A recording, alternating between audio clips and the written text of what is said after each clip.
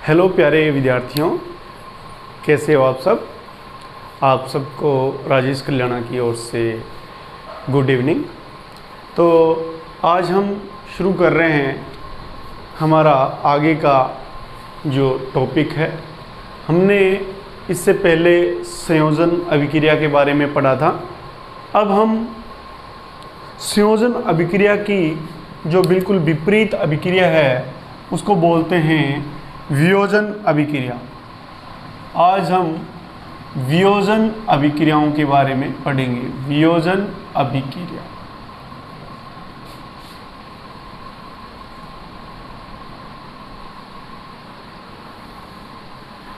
जो वियोजन अभिक्रिया है उसका एक नाम और भी है।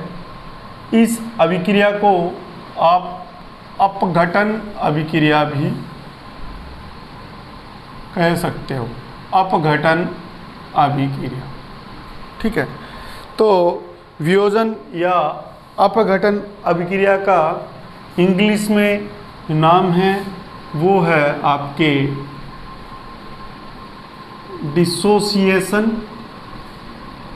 डिसोसिएशंस, या इसका दूसरा जो नाम है डीकम्पोजिशंस। क्या नाम है? डीकम्पोजिशन। डीकम्पोजिशन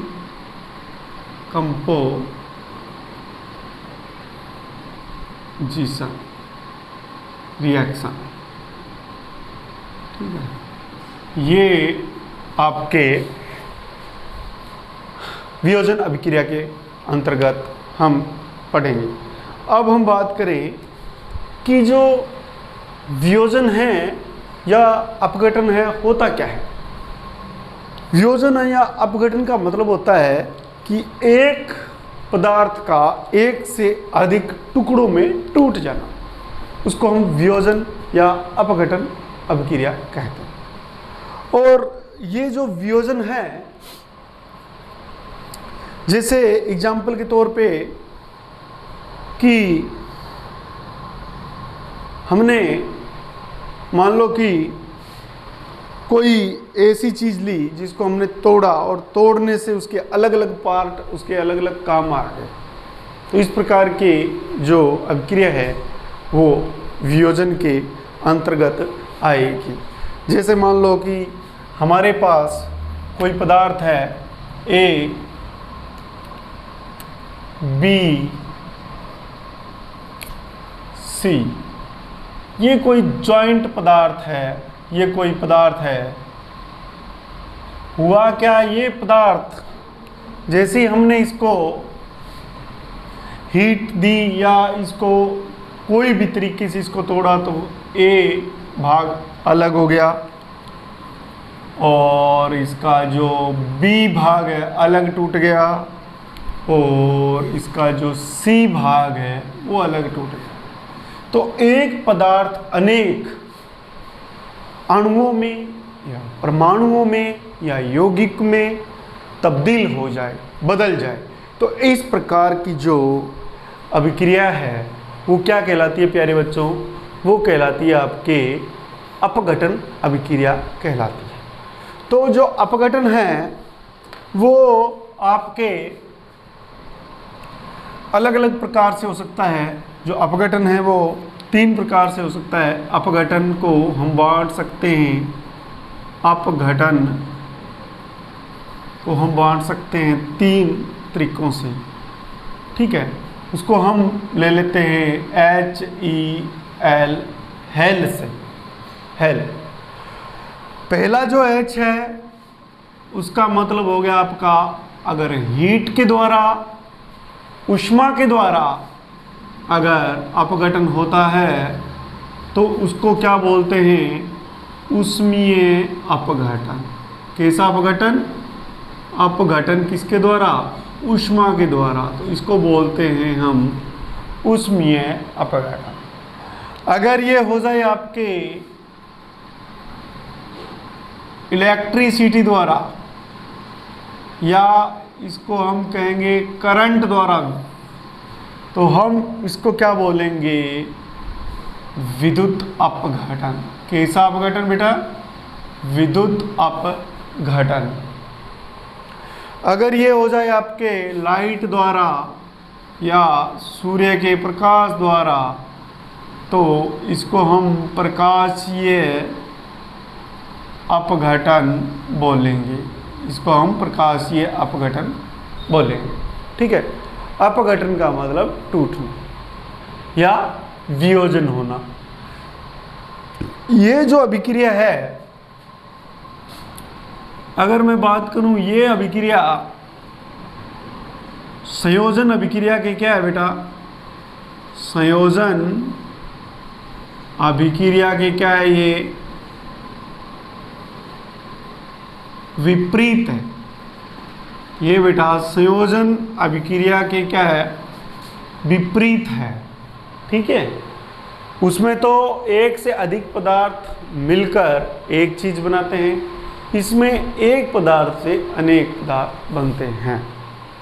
तो अब सबसे पहले हम लेते हैं इसमें ऊष्मीय अपघटन। ठीक है। तो पहले इसकी हम परिभाषा लिख लेते हैं कि इसकी परिभाषा क्या है। तो परिभाषा में हम इसके लिखते हैं, डेफिनेशन में इसके लिख लेते हैं परिभाषा। जब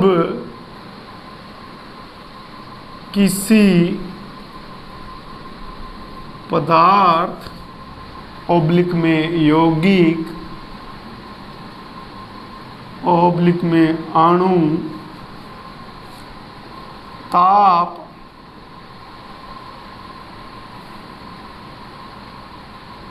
विद्युत या ऊष्मा के द्वारा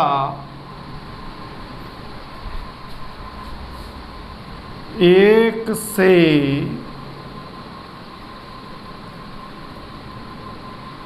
अधिक पदार्थों में विभक्त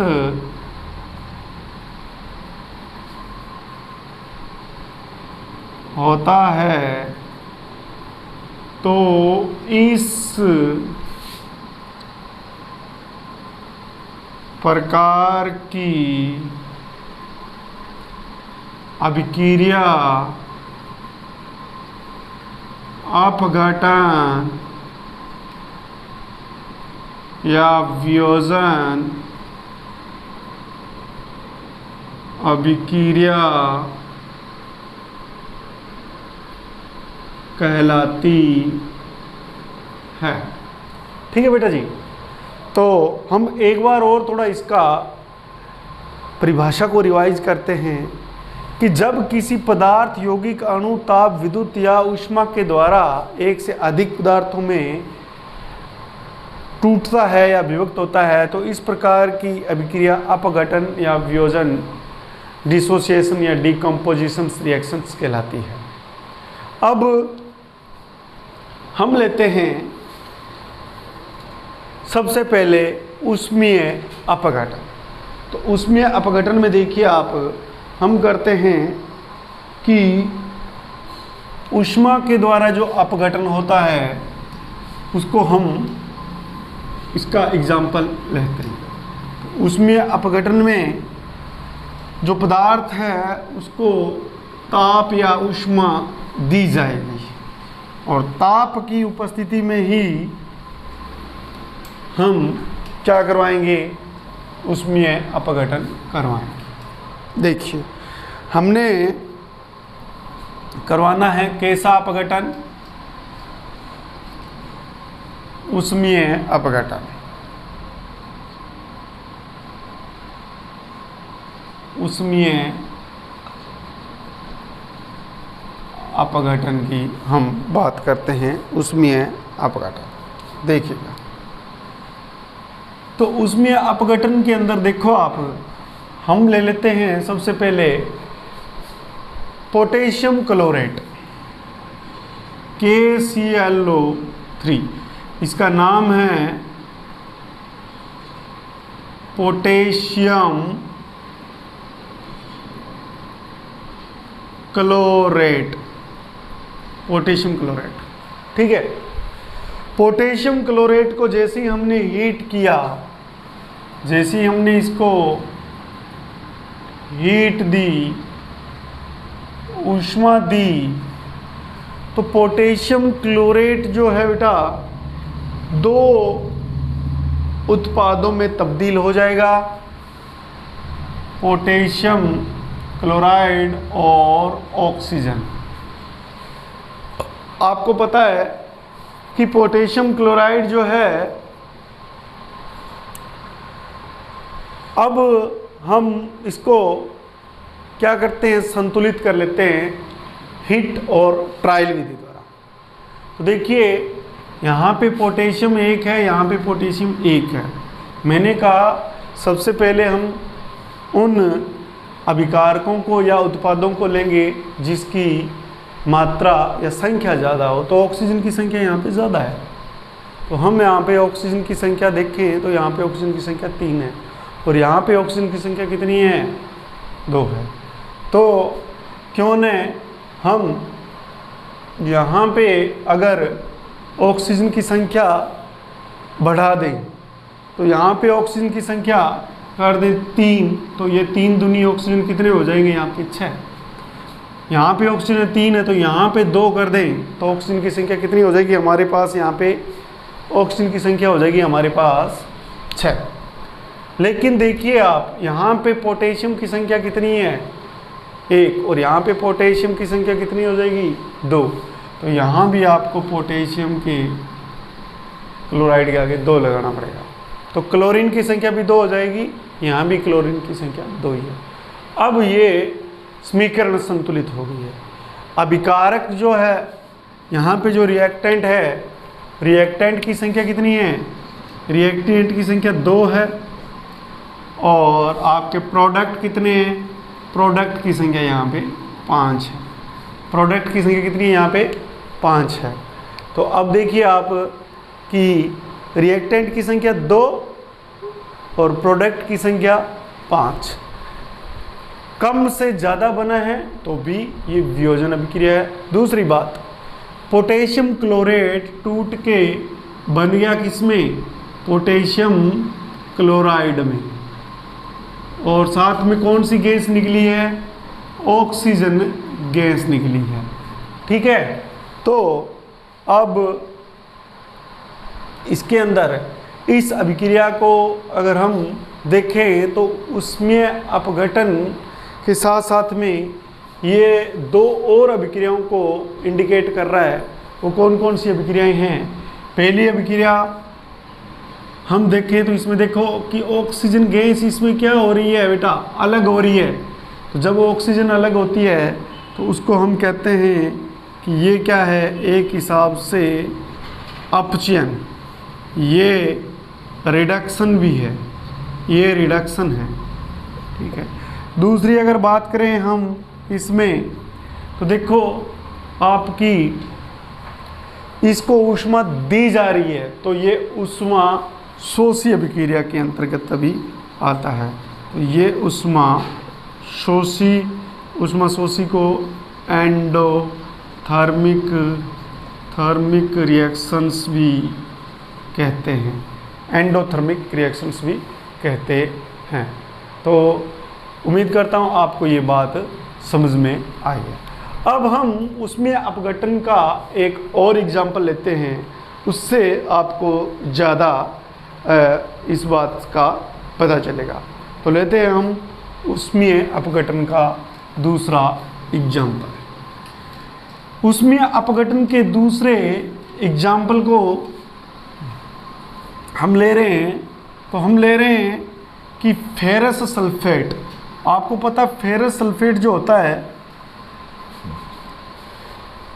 जो फेरस सल्फेट होता है वो बी नंबर रिएक्शंस, जो फेरस सल्फेट होता है वो जल से जुड़ा होता है, हाइड्रेटेड होता है, क्रिस्टलीय जल उसमें जुड़ा होता है। तो सबसे पहले हम क्या करते हैं कि जो फेरस सल्फेट होता है, ये फेरस सल्फेट है, ये 7 जल के अणुओं से जुड़ा होता है, हाइड्रेटेड होता है।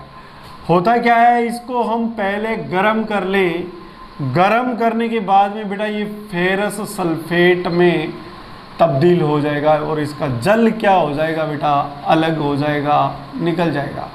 अब इस फेरस सल्फेट को लेके हम और हीट इसको देंगे। तो जैसे ही हम फेरस सल्फेट को और हीट देंगे तो ये जो है आपके 3 चीज़ों में डिवाइडेशन हो जाएगा। पहला बनेगा ये Fe2O3, दूसरा SO3, तीसरा SO2। तो इस प्रकार से ये बन जाएगा। अब ये जो फेरस सल्फेट है इसको मैं नाम लिख दूँ, इसका नाम क्या है, इसका नाम है फेरस सल्फेट, या इसका एक नाम और भी है आयरन, मतलब लोहा, आयरन सल्फेट भी इसको कह सकते हैं। दूसरा ये जो आपके सामने है इसको बोलते हैं फेरिक ऑक्साइड। ये है आपके पास फेरिक ऑक्साइड। ये 3 ऑक्सीजन के अणु है, इसलिए इसको हम सल्फर ट्राईऑक्साइड भी कहते हैं, सल्फर ट्राईऑक्साइड, सल्फर ट्राईऑक्साइड। और ये आ गया आपके सल्फर डाई ऑक्साइड, इसको हम सल्फर डाइऑक्साइड कहते हैं। तो देखो 1 से कितने बन गए, 1 से बन चुके हैं आपके 3, 1 से 3 बन गए। तो ये क्या हो गया, एक हिसाब से डीकम्पोजिशन हो गया, डीकम्पोजिशन हो गया। अब देखिए कि ये सॉलिड है, ये सॉलिड है और ये 2 क्या है बेटा जी, गैस है। तो आपको समझ में आगे लगती है कि एक जब अणु हीट के द्वारा टूटता है तो अलग अलग भागों में बढ़ जाता है। अब हम इस समीकरण को करते हैं संतुलित। तो संतुलित करने के लिए देखो आपके पास सबसे ज़्यादा ऑक्सीजन है 4, तो ऑक्सीजन को लेते हैं हम। ऑक्सीजन यहाँ पे कितने, 3 6 और 2 8। हमारे पास इधर 4 है तो 2 लगाते ही ये कितने हो गए, 4 दूनी 8। ये फेरस भी कितने यहाँ पे 2, यहाँ भी फेरस 2 है, इसको करने की ज़रूरत नहीं है। सल्फर कितने यहाँ पे 2, इधर भी सल्फर कितने बेटा जी 2। तो ये एक हिसाब से क्या हो जाएगा आपका, डीकम्पोजिशन हो जाएगा। तो उम्मीद करता हूँ आपको ये चीज़ समझ में आ गई। तो ये हैं आपके वियोजन अभिक्रिया का पहला पार्ट, जिसका नाम है कैसा अपघटन। ये था आपके तापीय या फिर इसको बोलते हैं ऊष्मीय अपघटन, ऊष्मीय अपघटन। अब हमारा जो नेक्स्ट पार्ट आएगा वो अपघटन का हो जाएगा और उस अपघटन को हम कहेंगे विद्युत अपघटन, करंट से होने वाला डिसोसिएशन या डीकम्पोजिशन। तो उसको करने के लिए आप तैयार रहिए। तो मिलते हैं हमारे नेक्स्ट वीडियो में, तब तक के लिए आप लोगों को जय हिंद, जय भारत, नमस्कार।